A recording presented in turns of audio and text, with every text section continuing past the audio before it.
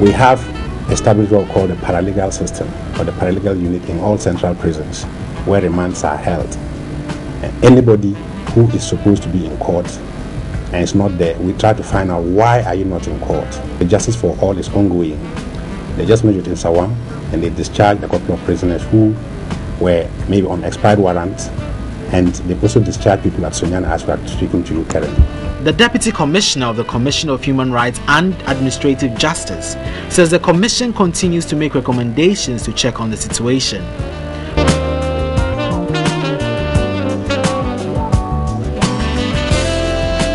What we have recommended in the past has been looking at the offenses where people are remanded.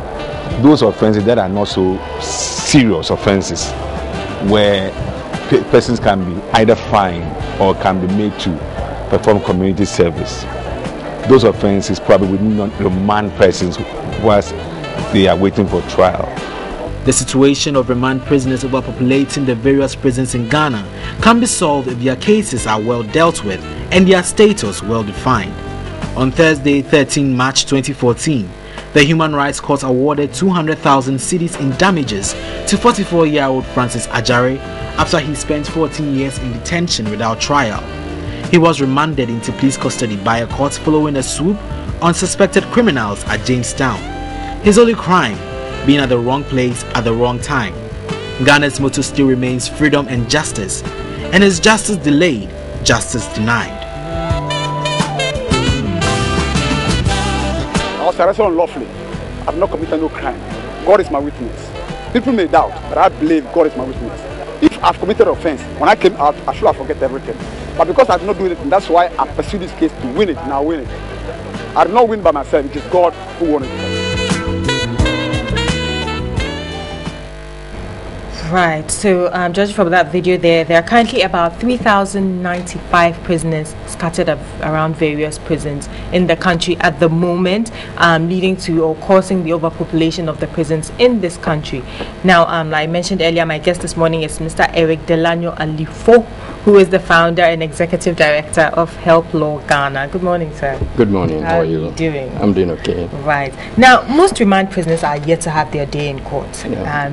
It's not unusual for a prisoner to be kept in remand for close to 20 years in Ghana. It is not news at all.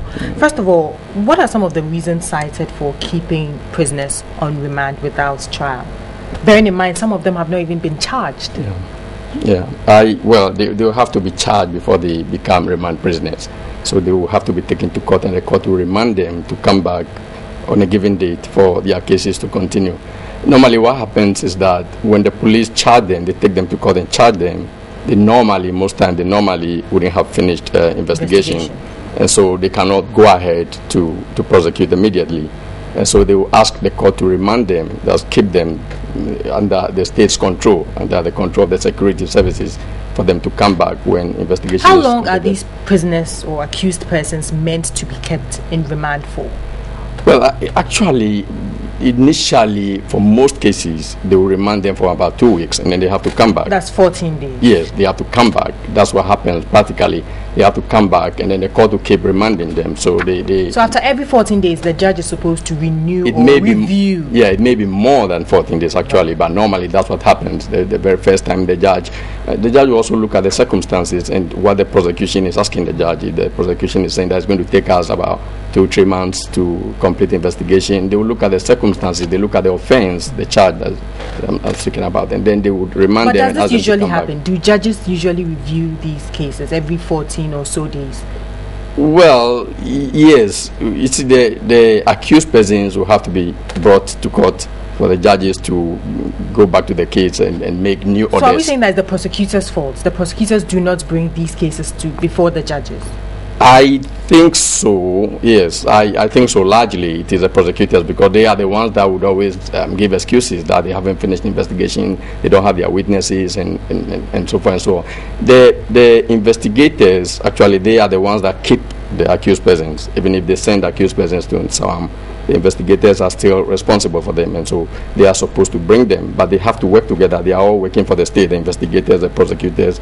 The prosecutors are from Attorney General's Department. So can we blame the prosecutors, yes, the investigators, for being the reason why prisoners are kept for so long? And I think all the blame should be shifted to the prosecutors. What are the legal ramifications for keeping a prisoner for so long without trial?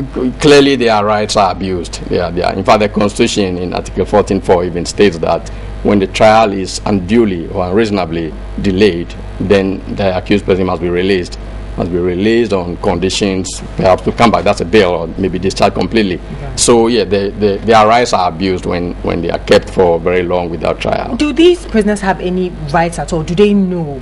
Well, these prisoners on demand, what kind of rights do they have? You see, the biggest problem is that most of these people who go through this problem do not have lawyers. They don't have lawyers. Can we say then that most people who face these kind of challenges or difficulties are you have hit the nail right on the head. Exactly so. It is the poor, those who cannot afford sit and hear cases for about 2 days and sift out the good from the bad, and some prisoners are actually acquitted and discharged. Is this something that happens in all prisons across the country? I'm not too sure. I believe that they did some at Jamestown, and then they did a number of them at Nsawam. I was involved in a few of them also. But you see, the problem I even have with the Justice for All program is that as they are trying to free people who are on remand and their warrants have expired, new people are sent on remand every day because they do not have legal representation in court. So, in fact, the day we were in Sawam trying to get some people out, others are coming who probably they had lawyers who didn't have come. So I believe that the focus should be on giving these people legal representation at the very first time they go to court. Although we still can also look at the people who are already there and see how best we can decongest the prisons by getting some of them out. But we should focus also on people who are coming freshly. But there are reports that some of these people can't meet the bail requirements. Some are actually offered or given bail, but they cannot meet the requirements. Yes. Actually, see, the bail requirements will also depend on the grievousness of the crime.